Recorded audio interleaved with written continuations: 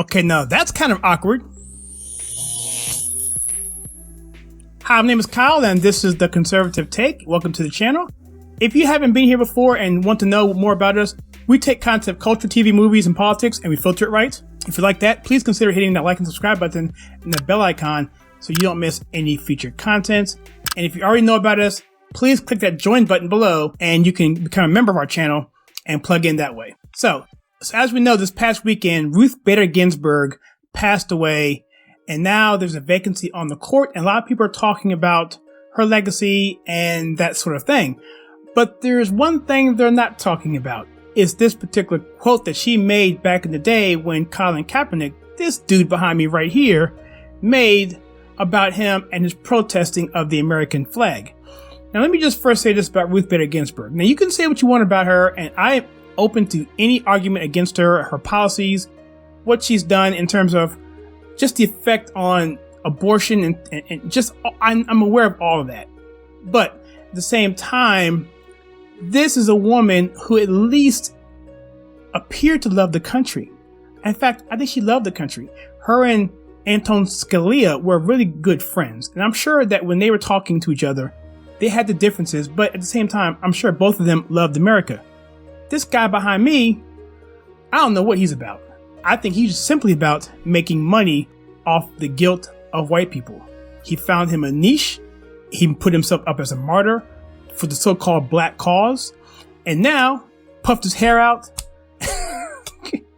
I mean, dude comes from a suburban family, a white family who adopted him, and all of a sudden now he's, he wants to be Malcolm X, and so that's him. But I'm okay with that if it's going along with a consistent narrative that is true, but it's not. We've talked about that many times on the channel.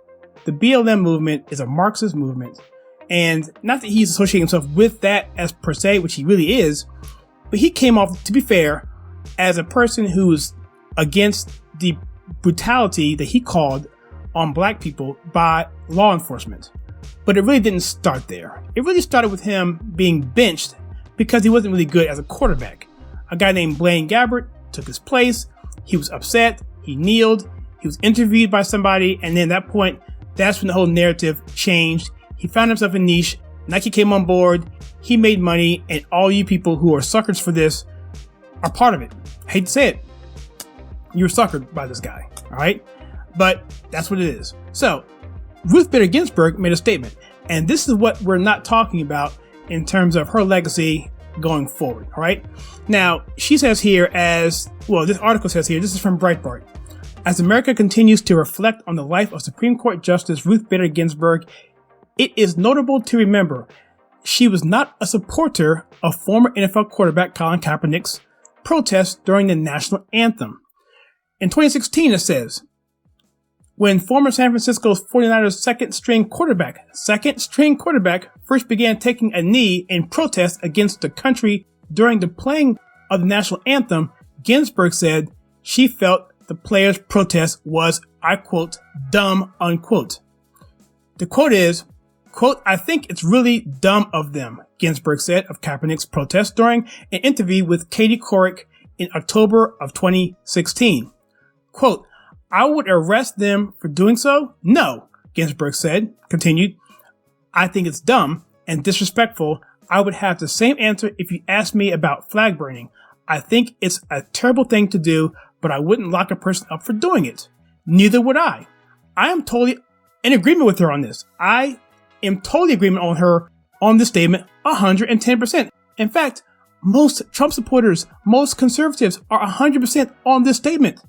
The problem is, and I've always said this, was really the NFL's problem, all right?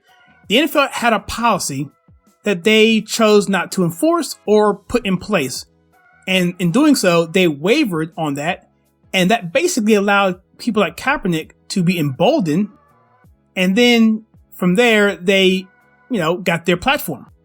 So I really put that on the onus of the NFL. I don't really put that on Kaepernick. He's just doing what he needs to do to make money because he wasn't going to be playing quarterback anymore because he was not good at quarterback. He was horrible. Now, I know you guys are thinking, okay, Kaepernick is a good player. Okay, let's talk about this real quickly because I would be remiss if I didn't talk about his accomplishments in his first year. he was fantastic. But why was he fantastic? I will mention another person who was fantastic his first year as well. Robert Griffith III was fantastic. I believe he was Rookie of the Year that year, I believe, right? And what happened the second year? Well, he got hurt, I get that. But here's what happened. The defenses caught up to what they were doing. They were playing a dual threat quarterback style, similar to what you see in college, where the players are smaller, not as fast, they can't get to the edges quickly in college. So it's more easy to do that in college. Less complicated offenses, way less complicated defenses. You don't have safeties who can run, a 4-3, cut the field off. You don't have that kind of talent at size, that length in college football. So you can get away with that sort of stuff. Well, the first year in the NFL, RG3 and Kaepernick, they had this style that worked because they were able to play action off the ball. They could hide the ball. They could pull the ball. And then using quick deception, they could determine run or throw. And that's what they call the dual threat. And so, but as teams figured it out the following year, you had to figure out how to throw the ball accurately.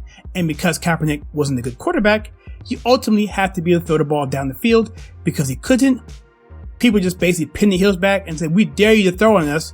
And he couldn't. And he became a second string quarterback. That was Kaepernick's deal. He got with a girlfriend who was radicalized. She radicalized him. And then the rest is really history. You can follow up on your own. But I find it very interesting that was a quote by Ruth Bader Ginsberg at a time when people were at least reasonable. Liberals were reasonable. At least they were thinking about the country first and looking at it from a perspective of, really? You're going to kneel for the flag in a football game? Really? For what? And so that was that. But Ginsburg said she was undeterred. In fact, she upped the ante from dumb to stupid to describe Kaepernick and other players who protest by taking a knee during the anthem. Yes, said Ginsburg, said of such protests, if they want to be stupid, there's no law that should be preventive. If they want to be arrogant, there's no law that prevents them from that. So that's a very powerful statement that, I agree 100%. And I don't, she comes from a different era, okay? And she was not overly political. She had her beliefs. She had her worldview. And I don't agree with practically any decisions that she did. Any of the dissents that she put forth, I vehemently am opposed to. But again, she at least was putting the country first and putting values first and putting principle first and common sense first. And I really appreciate that, at least on this particular stance of what she said. So let me know what you think on this particular topic. What do you think about that? Colin Kaepernick's getting paid. Nike's paying him. There's the hypocrisies all over the place in terms of the labor, where the shoes are coming from. You know about all that. What are your thoughts on that? What do you think about Colin Kaepernick? And what do you think about the fact that the media is not even going to touch this at all? And this happened only 4 years ago. So with that, let me know in the comments below. I'd be curious to know what you think. And again, if you like what we do in this channel, where we take culture, TV, movies, and politics and filter it to you the right way, then please click the like and subscribe button. And by all means, share with your friends and click that join button if you want to plug in and subscribe to our channel and support us even further. With that, please check out some content that we have right